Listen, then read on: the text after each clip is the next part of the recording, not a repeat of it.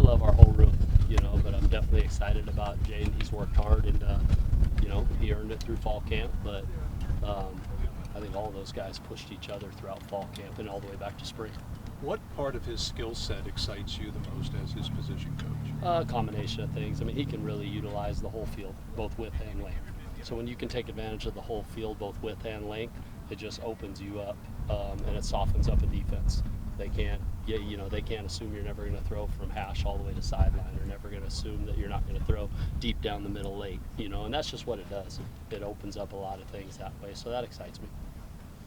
How do you feel like the offense performed against the scout team today? Solid. You never know. You come off the practice field and you think one thing, and then you go back and watch them think, good or bad. Never's good. But I thought it was a solid day, especially considering I want to see it take it to another level tomorrow. Because when you get that second day, because yesterday we just had a walkthrough. So whenever you're coming off the walkthrough or a day out before that, you kind of have to get back in that Tuesday practice mode, and that's what that was for us today. Even though it's a Wednesday, it was a Tuesday mentality. Wednesday, you should improve off of that. So we should build off that as we hit Wednesday. Jaden talked about obviously not making the same mistakes again, growing and learning. But I know it's obviously you always hear offensive coordinators, coaches say to have running backs and tight ends. Just within what you want to do in the offense, how does having that also help his growth? Oh, definitely. I mean, we have both smart players around him, talented players around him, a lot of leadership, a lot of guys who have played some snaps too around him. And even if it wasn't here at the college football level, they've played a lot of snaps. So that type of stuff around you, because Jaden's one of 11. I know he's going to get the most attention. No one's going to get a group like this when you switch your tight end or your left tackle. It's just the nature of quarterback. But at the end of the day, it's still one of 11. So when you can have those other 10 guys around him, that's a huge deal. And to your point, that's what you always want to see with any player, but definitely with young players. And when you're speaking of young QBs, you expect mistakes. No one's going to be perfect, but is he fixing them? Does the next rep look different, and was he able to retain, what happened on the rep before and change it on the next rep? And he shows a great ability to do that, which excites me. What does he show you in terms of poise and leadership for the position? It's very strong, and I thought that well before he was even getting reps. You started to see that even in the spring. He wasn't getting a ton of reps, but you saw guys gravitate to him.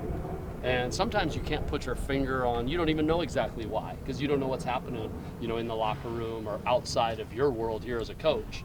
But when you see guys gravitating somebody, whether you're calling him a leader or not, he's a leader.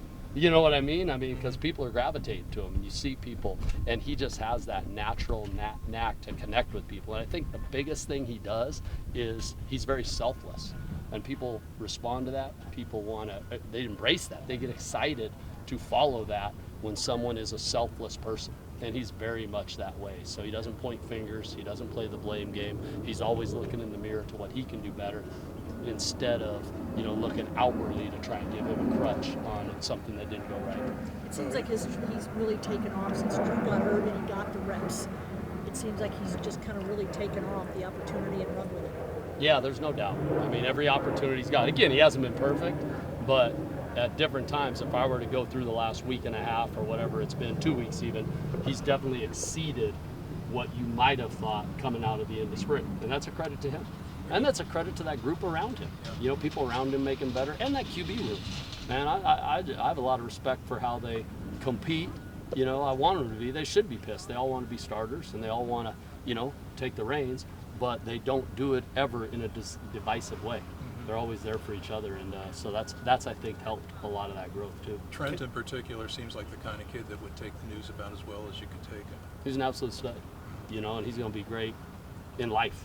He's already done a lot of good things on the football field, but he's going to take off, and what he does, how he carries himself, how he treats people, how he talks to people, how he carries himself.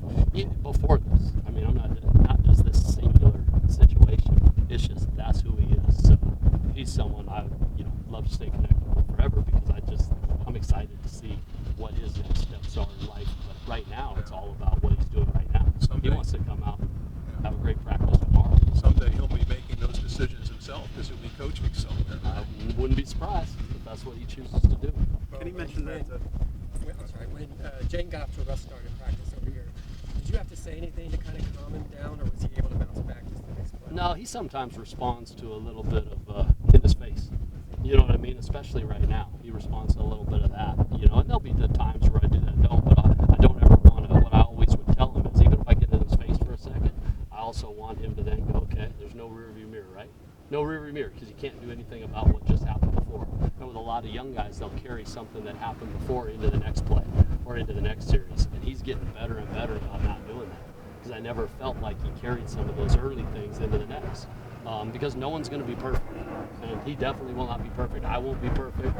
None of you guys will be perfect in anything you do, but it's all about how you respond, and he's getting better and better at that. So there was nothing magical I said. The credit to him responding is him. You know, it's not me.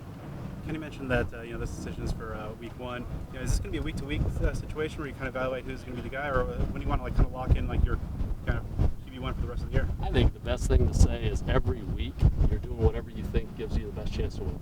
That's what you're doing, and that's all you can do at any position. QB just gets most of the attention, but it's still the 1 of 11. So anybody that's playing is what we believe gives us the best chance to win.